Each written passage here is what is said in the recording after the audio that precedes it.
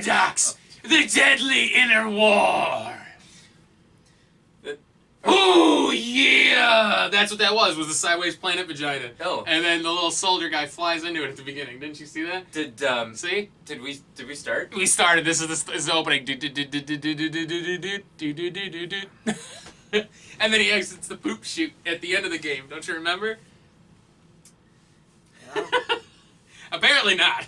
Yeah, no, I get what Way to pay attention. I get what you're saying. I get it. Welcome back to another Power Trip Gaming Retrospective. Welcome back. Are you regretting? Take that for not adding anything. Are you regretting it yet? Oh, come on now, bud. All right, so I don't know why I went Jamaican on you. Come on now, mun. But yes, we are doing Abadox. we are going to be reviewing Abadox. Abadox by Natsumi. Yes, by Natsume. Published by Milton Bradley. It was published by Milton Bradley, yes. During the, this game came out in 1990, and during that time, a lot of companies decided that they wanted a piece of the video game pie. Piece of the video game pie, man. So Milton Bradley, being basically a toy company and a like a game. Yeah, they did like game board company, games. board game company. Yeah. So they started to kind of dip their toes into electronic gaming, Yep. and so they became a publisher, not a developer, but a publisher. They did this. They also, if I'm not mistaken, did Captain Skyhawk. Yep. It was Milton Bradley. Yes. Time Lord. Time Lord was Milton Bradley. Was Yes. Milton Bradley as well. Digger T Rock Ugh. was that was Milton Bradley. That was a miss for them. Yeah.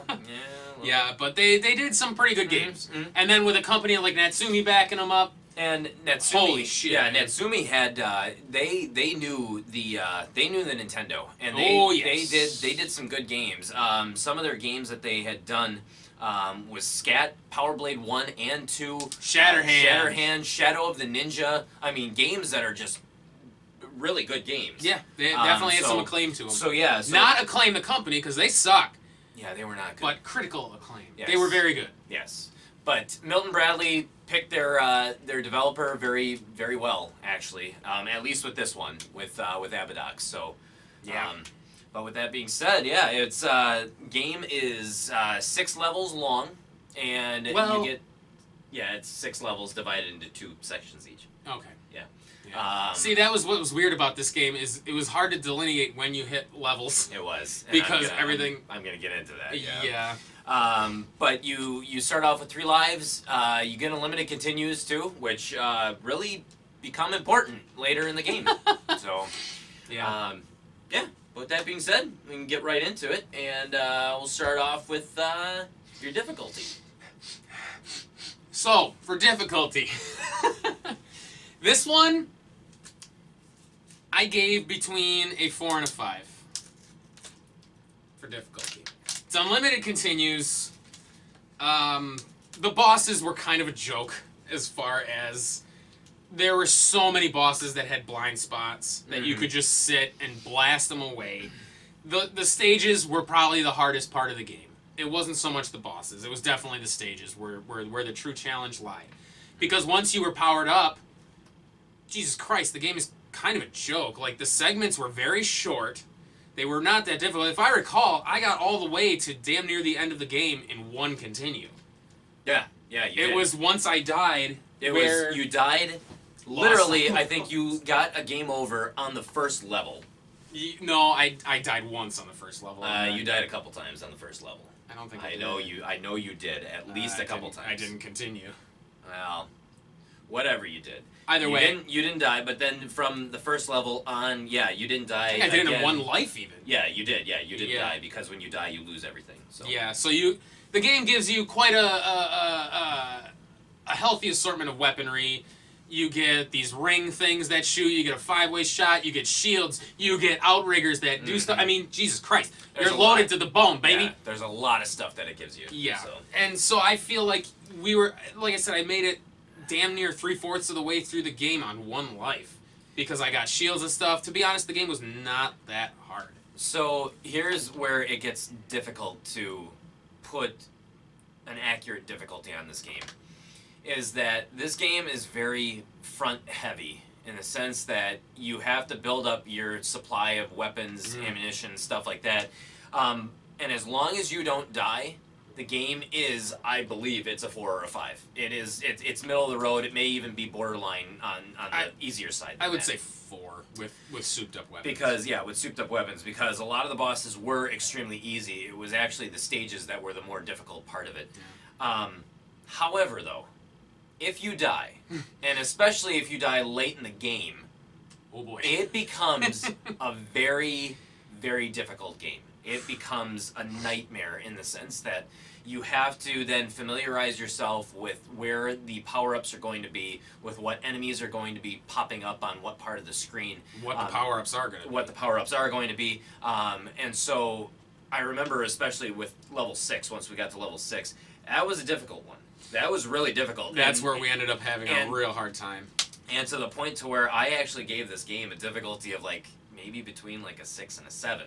Ooh, I mean, maybe it's a little bit high, but at the same time, like honestly, this game is very difficult to, at least for me, to put a difficulty on it because it's so easy when you are able to build up your armory, your weaponry. Because you get missiles that are essentially homing. Yeah. Then you have the 5-way shot. Then you can get those barriers that give you an extra hit. Mm-hmm. So it becomes just so forgiving at times. But you're right. Once you're back down to that bare it's fucking tough. bullet, it's tough. And there's no rapid fire. Yeah. It's Silver Surfer style where you gotta mash it. You gotta mash that button. So the walls. Actually, the only thing that I can say is that this game, the hit detection actually works in your favor. It works a lot in your favor, which was not common on the NES era games. No. The hitboxes were kind of sloppy, but in a good way. They were, yeah. They were sloppy, but it was in a way that benefited you, actually, because I know that you said that touching the walls resulted in death. But there were plenty of times where you got really close to those walls and you never died. Yeah, I noticed that watching it again. Plenty of times where it looked like an enemy was close to you or hit you, and for some reason you didn't lose your shield, you didn't lose anything. So, I mean, it kind of leaned in your favor in that sense. But again, if you die, especially late in the game, it becomes so unforgiving. Yeah, you're right. We lost a lot, and we played for a long time on that 6th level. And it's funny because the game itself took us maybe. It was only 3 episodes long, so about 45 minutes? I would say it took us 45 minutes, but we were probably playing for like close to 3 hours. No. I think we were. I don't think we played that long. I think we were. At least 2 hours. I think we were on level 6 for at least an hour. Just that one. I don't know, it doesn't feel right. Maybe. Well, we could. I suppose. Well, I do have the archive here. We could always just look at the raw footage and see how long it took. So, but I would say that if I had to give this game a difficulty, it would be borderline 5 or 6. I think honestly, it's got to lean more towards the 6 because yes, you could look out and you could beat the game without even dying, which is more than possible. It's probably more likely that you will beat it without dying. But with the slowdown too, works in your favor. Yeah. To where you could avoid the bullets. But sorry to cut you off. Yeah, no, that's But if you die, it's going to become an extremely tough game, and it's going to be tough. It's an upward climb. Yeah, exactly. I would say the game is more a 5. It's middle of the road because it is unlimited continues. Yes. So, I mean, if it had been limited, I would definitely say, hell yeah, it's a 6 all the fucking way. Yeah, but also maybe a little higher than a 6. But also, too, you have unlimited continues, but your lives and continues, whenever you die and you start again, you start at the beginning of that stage. You don't start, where you left off. Even so, I mean, at some point, you and I became so familiarized with it where it got easier and easier every time. Yeah, it wasn't where we were combating, randomness. So it's I feel like middle of the road is where it fell. Because, I mean... I'll give it a 5. Like I said, man, we got fucking 1 life I made it to the last level. I know you did. So, I mean, really, the bosses were kind of a joke. They were. So, I mean, even if I remember right, the last boss wasn't really all that tough either. No, he wasn't. No. Even the big trout, where I could just went around him and shot his butt. Yeah, so it's I feel like that's... Yeah, you killed the last boss without even having to, shoot it in its head, too. you shot it in, one of the orbs that were, off to the left of it. Yeah. It was interesting. So that's I think it's about middle of the road, a high middle of the road. Yeah. But 5. Okay. Well, what would you give the game for fun? Honestly, for fun, I gave this game a 7. You and me both. I gave this game a 7. This game was fun. Honestly, the levels looked absolutely amazing. Oh, The graphics and just what it looked like was absolutely awesome. The music was really it was good. It was good music for a game that I was not expecting. Because honestly, being the publisher or the publisher being Milton Bradley, I'm gonna be honest, I wasn't expecting much. no. Once I saw that it was Natsumi, I thought, oh, okay, Natsumi's a good, decent company. But once you started playing it, I thought that this game was absolutely fantastic. Yeah.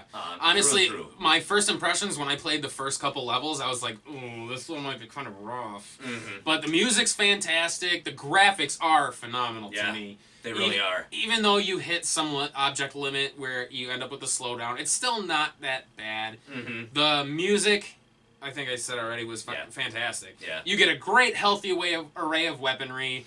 Mm-hmm. I mean, you get a variety of different weapons that you can utilize.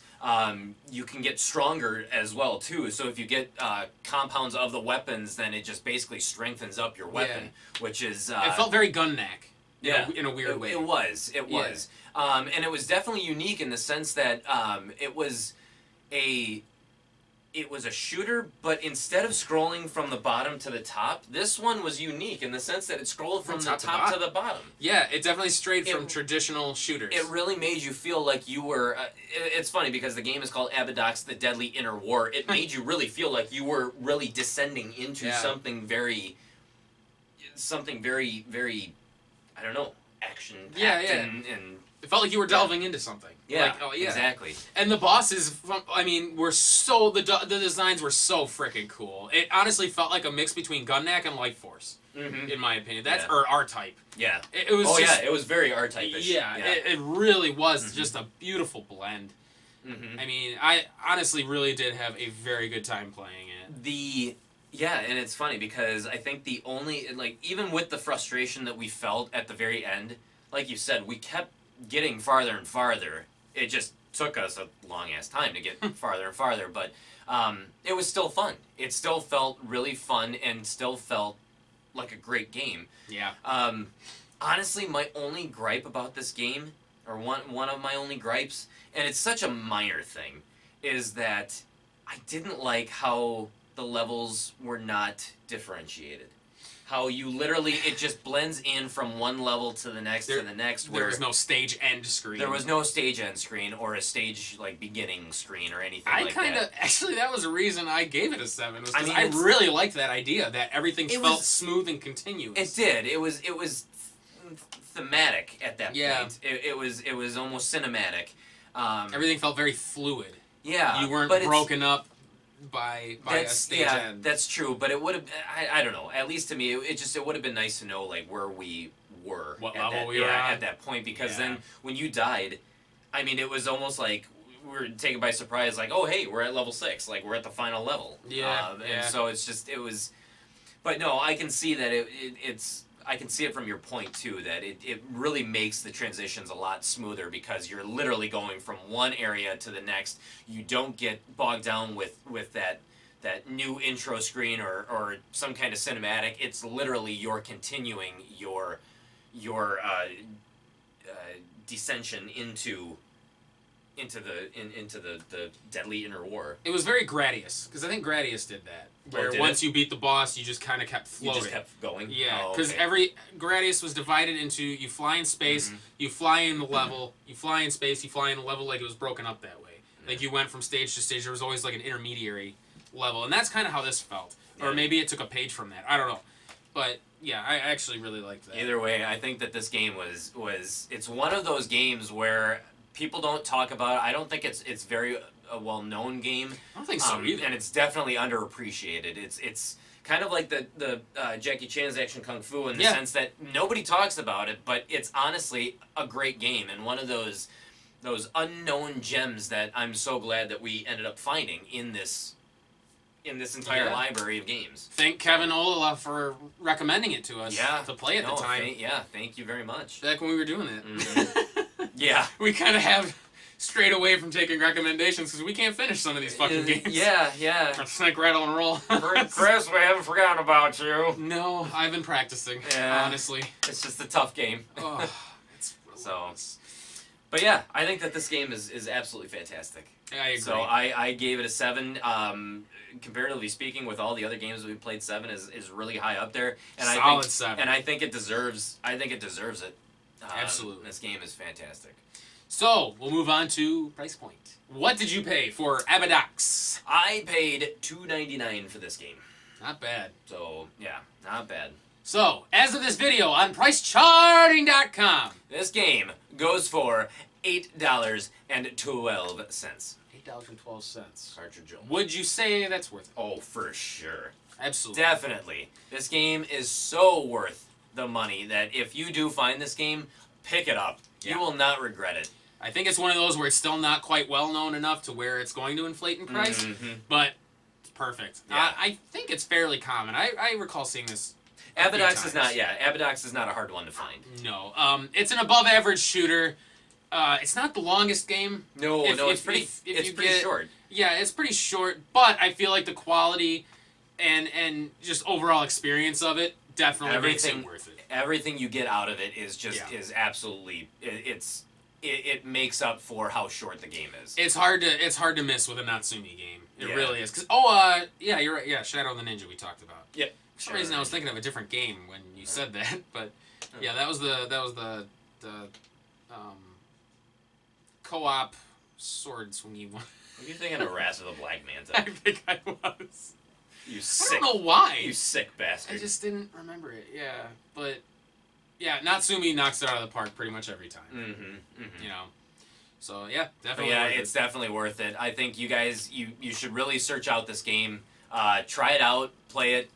It's fantastic, and it's one of those that people just don't know about. And so I mean, yeah, give it a shot. 100%. So that'll do it for Abadox. Abadox, the Deadly Interwar. Yeah, I said interwar. Yes, you did say interwar. Thank you for ruining that. Abadox, the Deadly Interwar. Remember? It did look Interwar. It looked like the vagina from Teeth. Oh, that's terrible. Hit us up on Facebook. Hit us up on Twitter. Go to PowerTripGaming.tv. Takes you right to the channel. You can watch all our other videos. Watch our playthrough of Abadox. The link in the description will take you directly to the playlist. It was only 3 parts long. It actually wasn't that long. Watch the movie Teeth. Watch the movie Teeth. You'll know what we're talking about. Yeah, you will. It's not the greatest movie. It's not a good movie. It's very strange. It's more of like a mystery science theater type movie. Next time on Gaming Power Trip Retrospective. Oh, fuck. I got excited by Teeth.